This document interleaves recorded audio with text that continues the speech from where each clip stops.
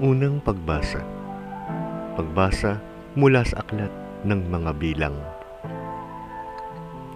Noong mga araw na iyon, nakita ni Balaam ang kampo ng Israel, sama-sama bawat lipi. Nilukuban siya ng Espiritu ng Panginoon at siya'y nagpahayag. Ang pahayag ni Balaam na anak ni Beor, ang pahayag ng taong may malinaw na paningin. Ang salita ng nakikinig sa salita ng Diyos, ng nakakakita sa pangitain buhat sa makapangyarihan, ng nabulagta sa lupa, gayon may nanatiling malinaw ang paningin.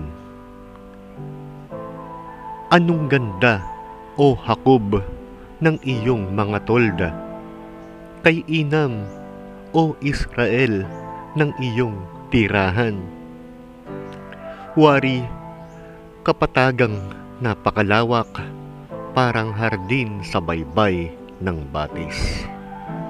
Wari, punong kahoy na mabango, itinanim ng Panginoon. Matataas na punong sedro sa tabi ng mga bukal. Ang tubig ay umaapaw sa lahat niyang sisidlan.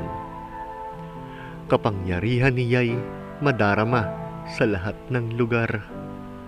Ang hari niya ay higit na malakas kaysa kay Agag, at ang kaharian niya ay napakalawak.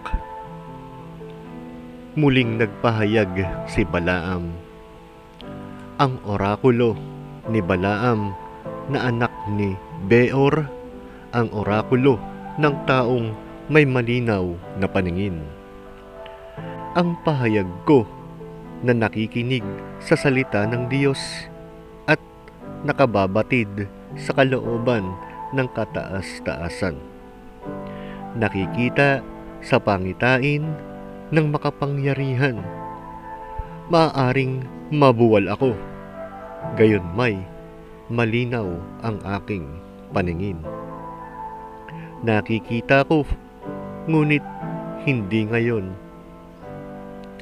Siya'y aking namamalas, ngunit hindi sa malapit. Isang tala ay sisikat mula sa lahi ni Jacob. Lilitaw ang isang hari mula sa lipi ni Israel. Ang salita ng Diyos. Salamat sa Diyos. Salmong tugunan ang atin pong itutugon. Poon, ako'y gabayan mo sa landas patungo sa iyo. Ang kalooban mo'y ituro, o Diyos. Ituro mo sana sa aba mong lingkod, ayon sa matuwid, ako ay turuan. Ituro mo poon ang katotohanan, tagapagligtas ko na inaasahan. Tugon. Poon, ako'y gabayan mo sa landas patungo sa iyo. Poon, gunitain pag-ibig mong wagas at ang kabutihang noon pa'y nahayag, pagkat pag-ibig mo'y hindi nagmamaliw. Ako sana poon ay alalahanin. Tugon. Poon, ako'y gabayan mo sa landas patungo sa iyo. Mabuti ang poon at makatarungan sa mga salari, guro at patnubay. Sa mababang loob, siya yaong gabay at nagtuturo ng kanyang kalooban. Tugon. Poon, ako'y gabayan mo sa landas patungo sa iyo.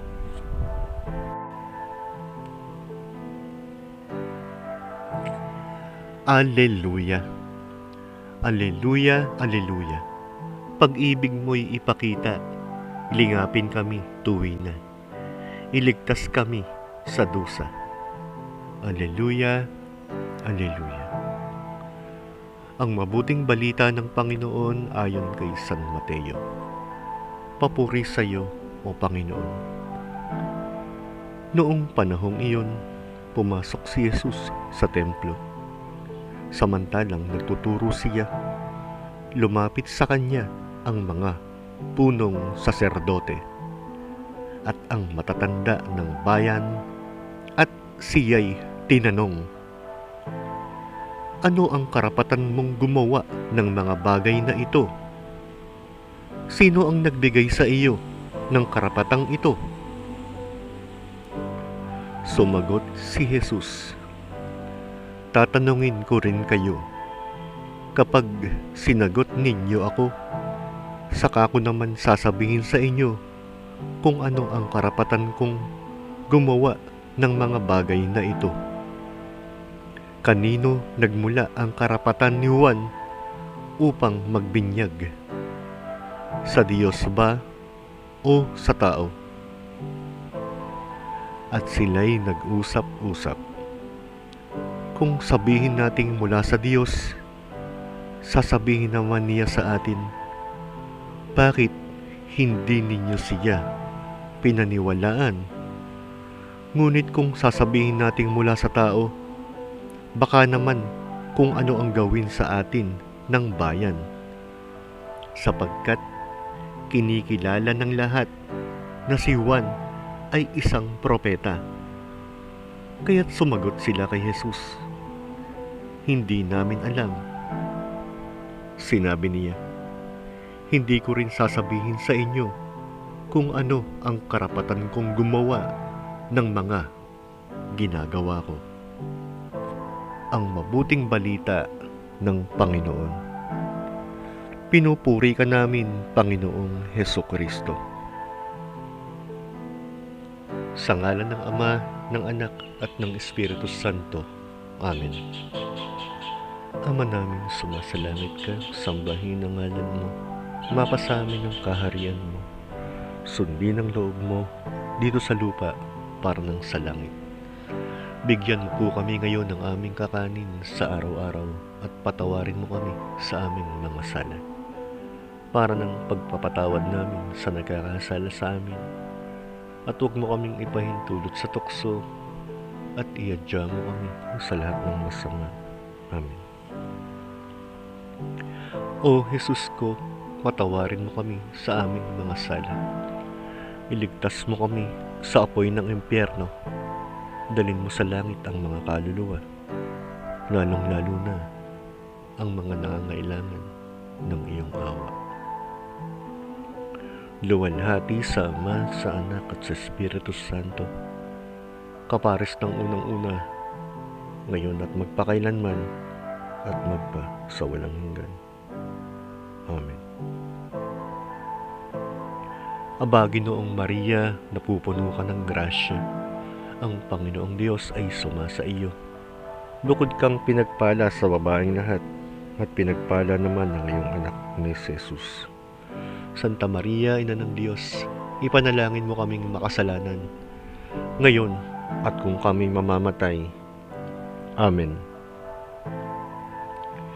Sumasampalataya ako sa Diyos Amang makapangyarihan sa lahat, na may gawa ng langit at lupa.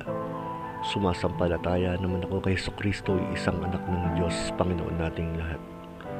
Nagkatawang tao siya, lalang ng Espiritu Santo. Ipinanganak ni Santa Maria ang Birhen. Ipinagpakasakit ni Poncio Pilato. Ipinangong sa krus na matay inilibing, nanaog sa kinaroroonan ng mga yumao. Nang may ikatlong araw, nabuhay ng maguli. Umakyat sa langit, naluluklok sa kanan ng Diyos Amang makapangyarihan sa lahat. Doon nagmumula ang paririto at huhukom sa nabubuhay at namatay na tao. Sumasampalataya naman ako sa Diyos Espiritu Santo, sa banal na simbahan katolika, sa kasamahan ng mga banal, sa kapatawaran ng mga kasalanan, sa pagkabuhay ng maguli ng mga namatay na tao, at sa buhay na walang hanggan. Amen. Sa ngalan ng Ama, ng Anak, at ng Espiritu Santo. Amen. Salamat po, O Panginoon.